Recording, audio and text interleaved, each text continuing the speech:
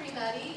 We're going to go ahead and get started with our panel. I'm absolutely thrilled to introduce, we have two faculty members here with us, a representative from Career Services and two students, one with internship experience and one with research experience. So got a lot of great people up here to ask our questions. So first I want to introduce Dr. Catherine Cornwell, right in the middle here. She's Associate Professor of Psychology.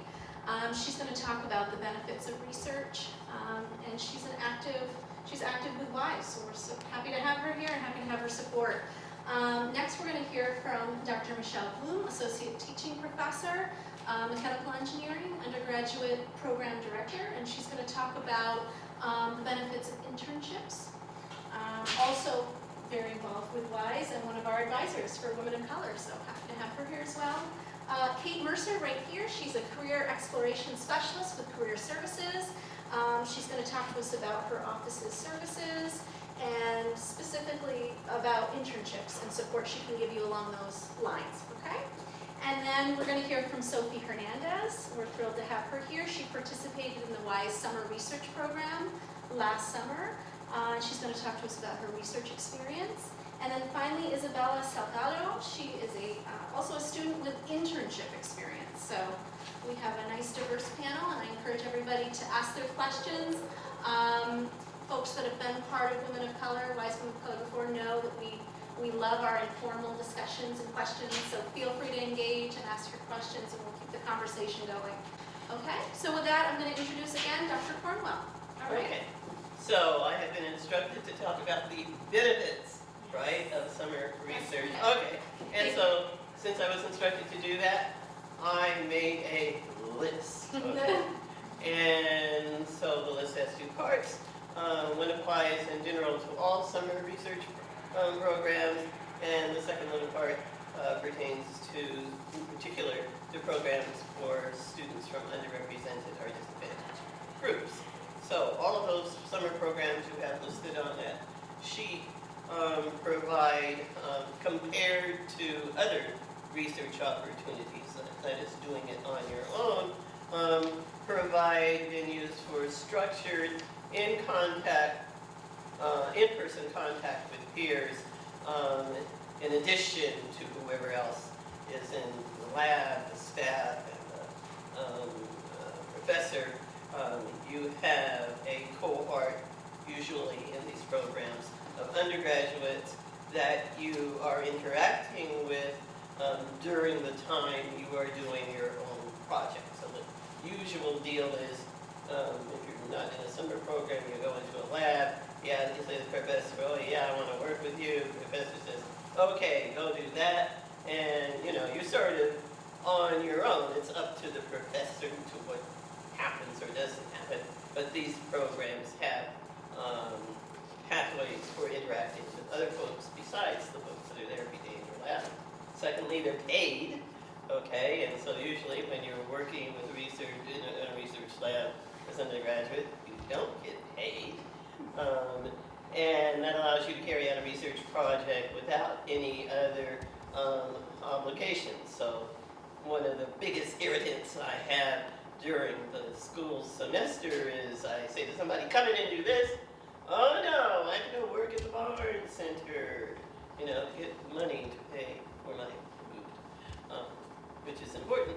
But the idea is that during these summer programs, you're paid to do this research, and you're not supposed to have anything competing for your time. So you're being paid not to have another outside job.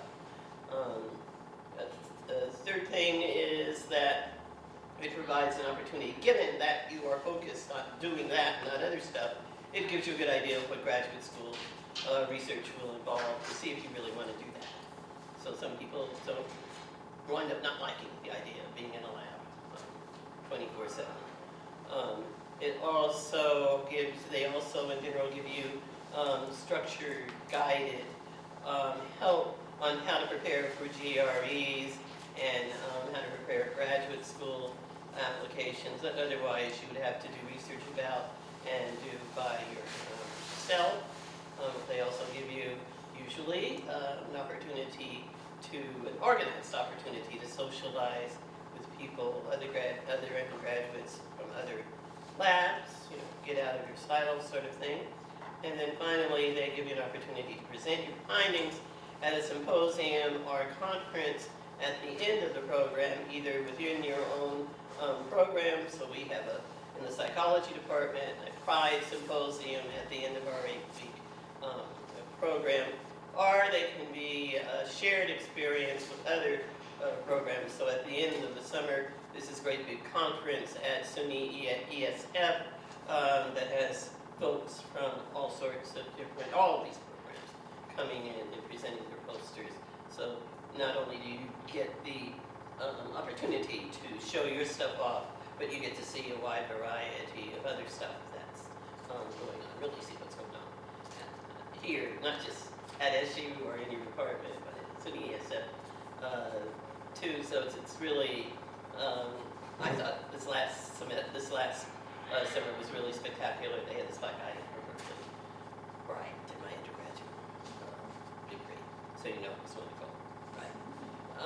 And finally, Pride, El Campanero programs for disadvantaged undergraduates at SU, and they have specific affirmative action goals, that is increasing the participation of underrepresented groups within academia. And in those groups, you are somewhat more likely to address particular challenges that may face members of those underrepresented groups in academia, which is important if you're from one of them. So you have to get some idea of what particular challenges you're going to face. So, hello, I am here to talk about the benefits of internships. So in my program, 60% of our students end up going into industry. So a lot of our students focus on getting internships. And I was talking to this table about it before. So I encourage you to try both. I think it's beneficial to explore research as well as go out into industry. Typically, the way we encourage our students is we encourage the sophomores and the freshmen to try research experience for undergrads, because a lot of the times the entrance requirements for those are based on your academics, whereas sometimes with internships, they're looking a little more for experience and translatable skills. And with freshmen and sophomores, sometimes it's a little difficult for you guys to have those translatable skills yet, since you've just recently started college. So doing an REU, not to plug research again, but doing some sort of a research experience gains you translatable skills that may actually help you go to an internship if you don't fall in love with research. So some of the benefits of internships is that a lot of times they are paid. They also give you a very good look at what you would be doing in a professional setting. I think of a lot of our students when they do internships, they don't realize what an 8 to 10 hour workday looks like, especially when you're going from the hours of 7 or 8 in the morning to 5, 6 o'clock at night, because as an undergrad, you're very used to it's a very busy schedule, but it's a very flexible schedule, and maybe you have a class or two in the morning, then you have a break, then you have a class or two in the afternoon. So how you fill your time in the meantime is sort of up to you guys, and when you study and when you do your work, whereas when you're really in an internship, you're working. You're working from 7 a.m. to 5 p.m. or 8 p.m. to 6 p.m. or whatever the company requires of you.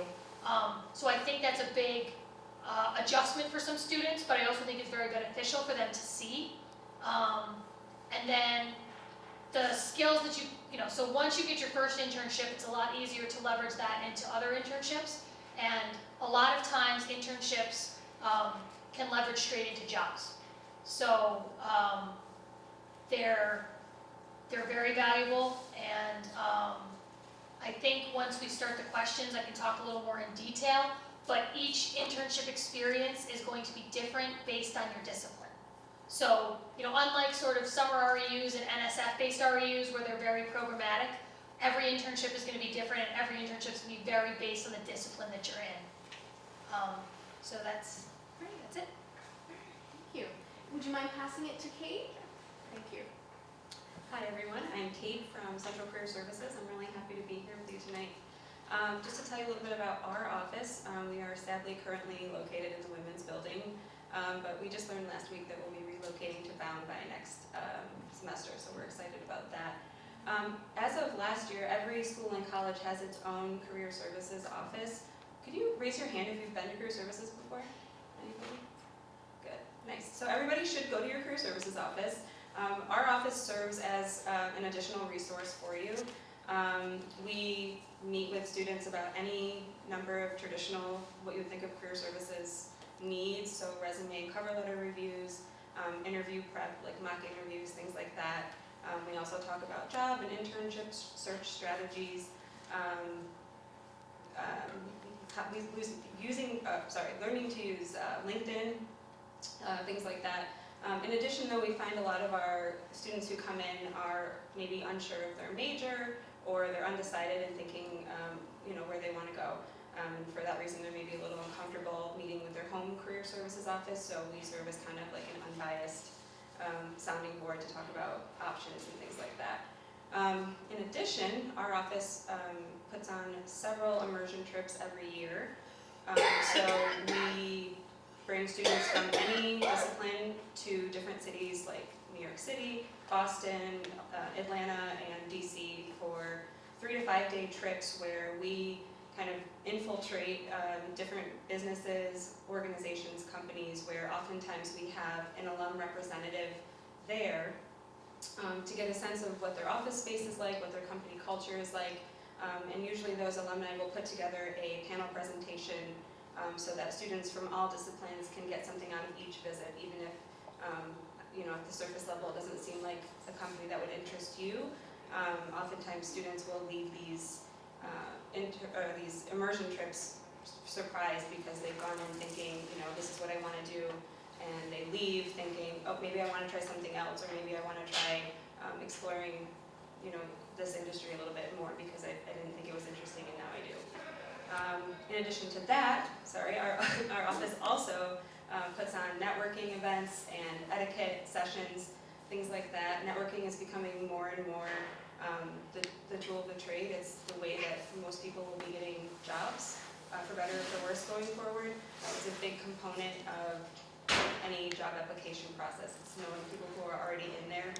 If you're lucky, finding Syracuse alumni who are already there and connecting with them. So we put on networking sessions both in the fall and in the spring where we will bring Syracuse alumni in to the Goldstein faculty and alumni center to kind of practice networking. We have an etiquette specialist who will kind of talk about tips and tricks and things like that in order to make conversation, or how to hold your plate and your wine glass, for example, things you wouldn't even think about.